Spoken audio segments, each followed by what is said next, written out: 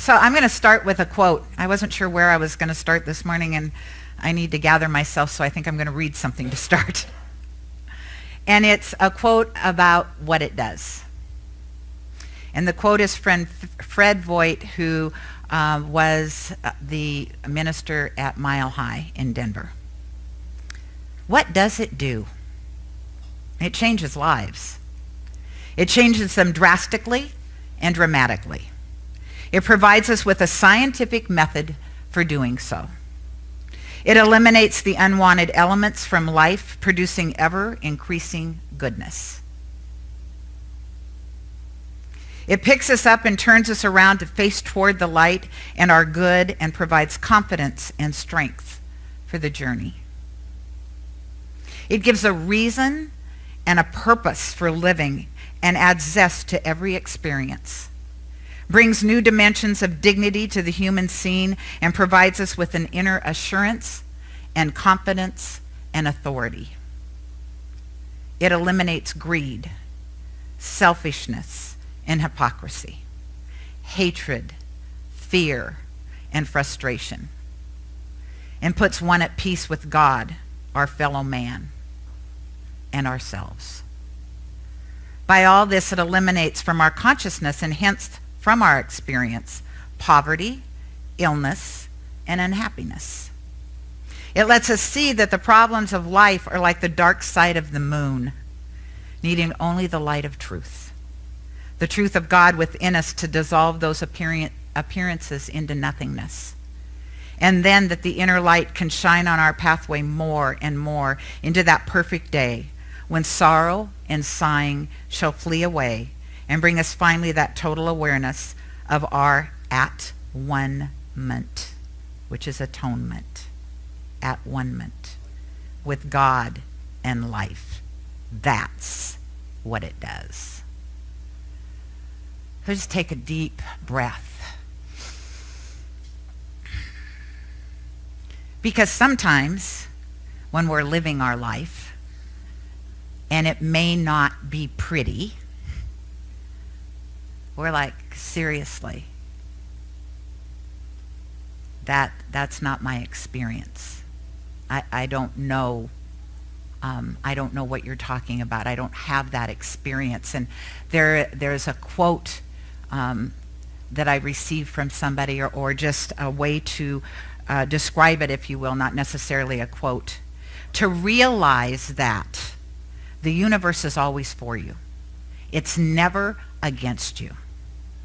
So in the midst of your biggest trials, your deepest sorrows, to say thank you. Wow, my life is going to look amazing when I get through this. Right? It's in your life for a reason. If the universe is never against you, if it's always for you, no matter what is going on in your life, right here, or whatever has happened to you in the past, or whatever's going to happen to you in the future, it is because your soul or you are calling that forth, because you have an opportunity to spiritually grow. Did you think you were going to get to do this life and just be lazy? Just like, whatever. Whatever. No. And it may look like some people are doing that. Good for them. I don't want to be that person. We're here to be engaged with God because we are part of it. It is part of us. Can you imagine being there and listening to Martin Luther King give that speech, and then the next day he's gone? As if he knew. As if he knew. And at some level, he probably did. Because he was that at one-ment with the divine. And every single one of us has an opportunity to be that. To be our own Buddha. To be our own Jesus. To be our own Martin Luther King, Gandhi. Every single one of us. And it will look different, right? Not all of us are going to be social activists. Not all of us are going, everybody I mentioned was a social activist, so. Not all of us are going to be practitioners. Not all of us are going to be ministers. Not all of us are going to be street sweepers. Not all of us are going to make $1 million. And we're all here for a reason, every single one of us. And the truth is, what it does, the short answer is it always says yes. It always says yes. And so it is. And so it's saying yes to your predominant thoughts, those known and unknown to you. I wish I would have looked this up, so I'm just going to fake it. We have many, many thoughts, thousands of thoughts per day. In the tens of thousands of thoughts per day. Yes. I always look to my doctor back there so she can make sure I'm not misquoting anybody. We remember this, we hear this many. This many. The rest of those thoughts, if we're not awake and aware, they're driving our bus for us. And if they're driving our bus, most of us are headed off a cliff. We are. We are. We have to be awake and aware. The thing is to realize we have a choice. We have a choice to say, okay, I'm here. Life happens. That's just the way it is. And the truth is, your subconscious mind is creating your reality all the time. Or you can say, okay, I'm here, and I'm going to stay awake and aware. And oh my goodness, I don't want that to happen again in my life, so I'm going to sit down and ask myself, why did I draw that into my life? What was that experience all about? How can I shift what just happened? And I'll give you a really current example, and I felt really bad the minute it came out of my mouth. And that was when Christine S. said, Dave Pennick, and I said, I know I was getting there. I didn't have to say that. I did not have to say that. It came out of my mouth before I could bite my lip. So I apologized to her when I hugged her. I said, I am so sorry that I did that. What difference does it make if she helps me? I'm of the age, help me. Otherwise, sometimes we're going to be here a while I try to remember some names. And I think that's why I responded, because I'm like, stop it. And I don't know necessarily if it's an age thing or my brain is so full of good that names are just falling out on the floor now. There you go. Because we can look at the situation any way we want to, can't we? I can make it like, oh God, I'm old now, so I'm going to forget things, and so it is. Or I am of the age that I have experienced so much life that now my brain just can't contain it all. And so some things are going to fall out, and people are going to help me pick them up. Thank you, Christine S., for helping me pick that up. Because I'm not sure where Dave's name was. It was coming. I know his name too. And Dave's back there, and I have to pray. I want to so say something right now. So it's an opportunity for us to look at our life and decide, hey, I am writing this script. If you have an opportunity to take Prosperity Plus 3, that's what we're doing. Dream building and brave thinking. So we are literally writing our vision for the next 3 years over the course of 7 weeks. Now here's the thing about your vision. You write your vision, and then the universe starts putting it on a delivery truck. Like, okay, look at her go. I am so, or him, or they. Look at that person create that vision. I am so excited. I have been waiting for these people to wake up and tell me what they want. I have been sitting around here in this warehouse of good just twiddling my thumbs. What is wrong with people? So they load up the truck. They start to back up. Sorry, receiving station closed. Because I have my dream, but I'm not ready to receive. Because somewhere in my mind, I've unhooked it. I'm not good enough. I'm not worthy. What's going to happen if that happens? Wah, wah, wah, wah, wah. We unhook it. And so they bring it back in to the station, and they unload it. and they wait.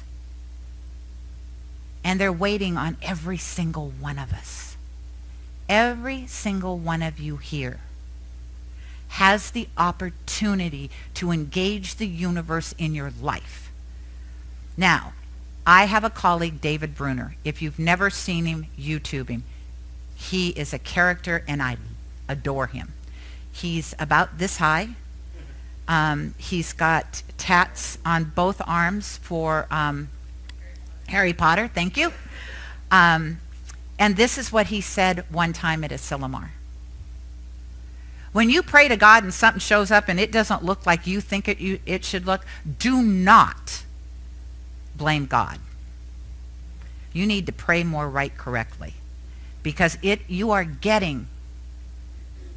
receiving all the time from the universe. All the time. So when something shows up and it doesn't look right, pray again. I want a beautiful, loving relationship, not a dog. However, maybe that's what you really want right then. Because a relationship with a human, although you tell everyone around you, that's what I want a loving relationship, deep down inside you're like, and I'm scared to death. What does that mean about my independence? What does that mean about where I live? What will my family think? Wah, wah, wah, wah. We do that to ourselves all the time. Engage the universe. Do your prayers and then say thank you, God, when something shows up. And by the way, I'll be a little bit clearer, because I love this puppy. And now the guy that's coming, or girl that's coming, or whomever's coming into my life, make sure they love dogs. I'll add that to the list. Right? We are writing our story. You are the writer. You are the director. You are the producer. And guess what? You are the lead actor or actress. And so here's the deal. If it's your play and you're not really digging what's going on in the play, end the chapter. Create a new play. You know, you could end that entire play right there. The end. I'm done with that portion of my life. I did that. Reverend Heather did that. I know some others of you have done that. I just don't have your permission to point you out. I had a chapter in my life. I was 50, and then I went, this chapter is over. I'm writing a new chapter in my life. And I've been doing that ever since. I love this new play. I adore it, because all of you were in it. Trust me, you're better than the last players I'd called in. Hey, you laugh. I'm serious. I am serious. And so look around your life. Look at who your friends are. Look at who your associates are. Look at how you think people treat you at work. Look how you think your primary relationship treats you. As you give, so you receive. My husband, one of his languages of love is to tell me out of the blue all the time how much he loves me. That was not my language. And it took me a couple years to realize he must be doing this because it makes him happy.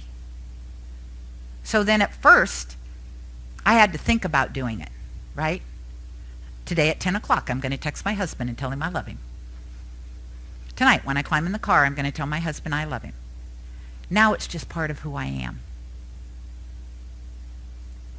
If you want something in your relationship, you need to be that. And when I say relationship, primary relationship, your relationships at work, your relationships here in community, your relationships wherever you go. How you show up, who you encounter is a reflection of who you are. And that, boys and girls, can be a scary proposition. Can it not? Like, wait a minute.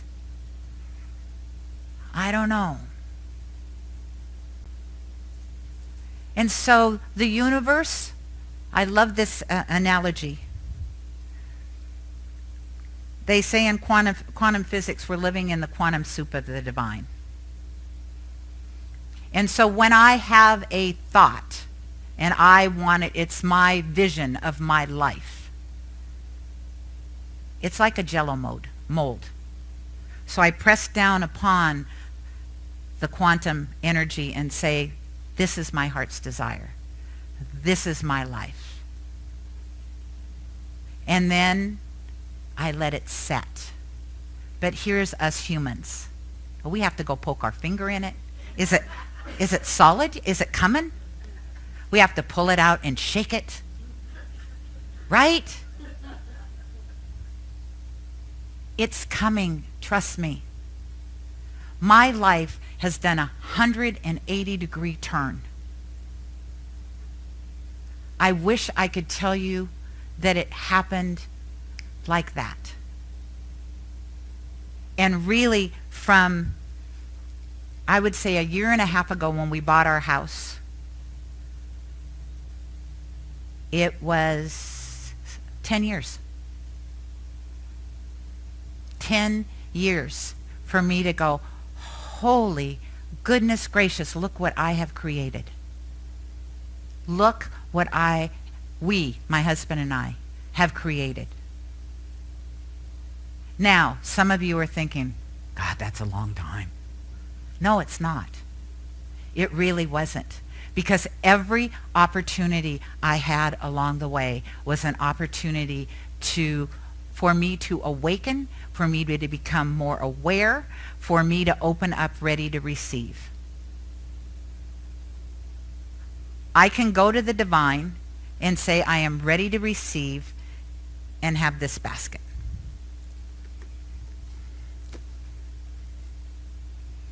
Or I can go to the divine with a delivery truck and say, load it up. Because here's the thing. The divine doesn't know the difference between a penny and $1 million.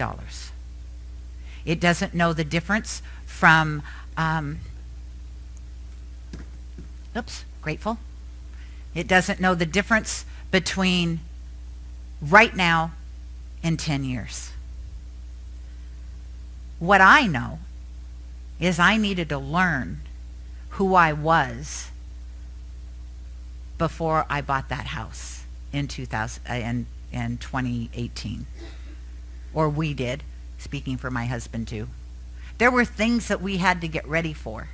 We had to be ready to receive all of that good. And now I'm ready to kick down the door. I don't think a Mack truck is big enough. Am I greedy? No.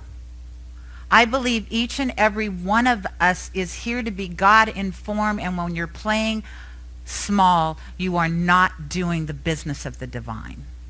You are doing the egoic business of your human self. And so each one of you has a choice. How big do you want to be? And I don't mean in girth. I mean how big, how awesome do you want your life to be? And everybody's life awesome looks different, right? You can tell when you walk into people's houses and you look and think, wow, this is beautiful. I wouldn't live here. Right? Or you start redecorating their house in your mind, and they love their house and the way it's decorated. Each one of us, that's our life. Every single one of us. It's your life. You get to write that play. Don't give somebody else the pen. Good grief. How many of us have done that? Oh, here, tell me what my life's supposed to look like. Please, tell me what my life's supposed to look like. I don't know. Yes, you do. Yes, you do. You just need to show up. So it truly is about being real. Who are you? Who have you come here to be? Answer that question. And then rise up and do something that engages the universe in that. Whatever that is for you. Let the universe know I am ready to show up and walk across that line in the sand that says this is my life into what my life is going to be going forward. And then reach out, because you are... The universe is funny. You don't get anything unless you give. And you can't give if you're hanging on. And I don't know about you guys, but sometimes we hang on so tight that when we finally let go, we can see the marks on the wall. Right? Mary Morrissey shares that in Prosperity 1 or 2 when she lost her entire ministry in Oregon. And she went to the beach for 6 months. And she walked up and down the beach and she was yelling at God, "How dare you take away my life? What have I done?" Because that's where we go first, right? Into victimhood. This is not my fault. What have you done to me? And then one day, she realized, I got to take responsibility for this. I got to take responsibility for my choices. I got to take responsibility for what happened with my community. And she says, looking back now at the life she had and the life she's created now, she can't believe there's fingernail marks on the wall. She says, I wish I would have let go a lot sooner. It would have been a lot easier, and I'd still have nails. Right? So what are you hanging on to? Because what it does is it says yes. So when you look at your life, remember, you're co-creating with the divine all the time. All the time. And so you can let go and let God, or you can hang on and receive more of the same because it's answering your call. It is answering your call. It's listening to your voice. It's giving you what you believe at some level you deserve. Stop it. Stop it. Create something new. Be magnificent. Let's pray. And we're going to actually do a meditation because between today and tomorrow, there's a big moon thing going on. And there's also a shift in the vibrational pull on the planet that has a lot to do with the light of who we are. And so I invite you to close your eyes. And the first thing I want you to imagine or to feel is this human container that you call your body. Let it go. Imagine that you're sitting there. You can look like E.T. if you want to, or you can look like beams of light, like those pictures you see of, just light.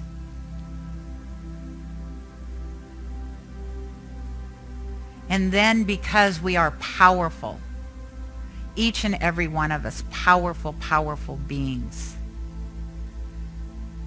I want you to vibrate that light out around you. Just a little bit to start with.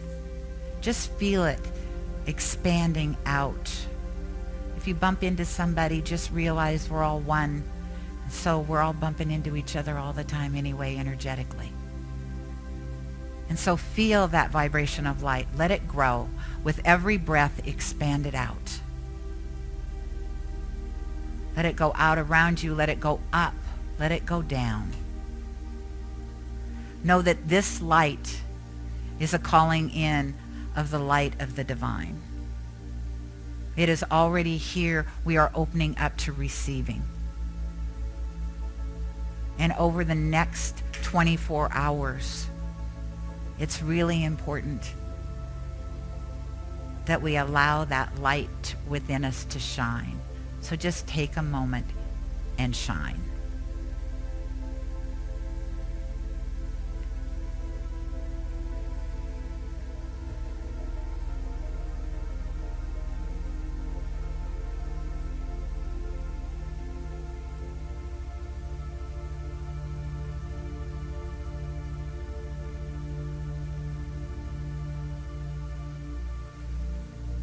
And so in this time, in this space, I give thanks for every person here, because I know every person here from this moment forward is going to step into the boldness and the bravery of being who they've come here to be. And so it is.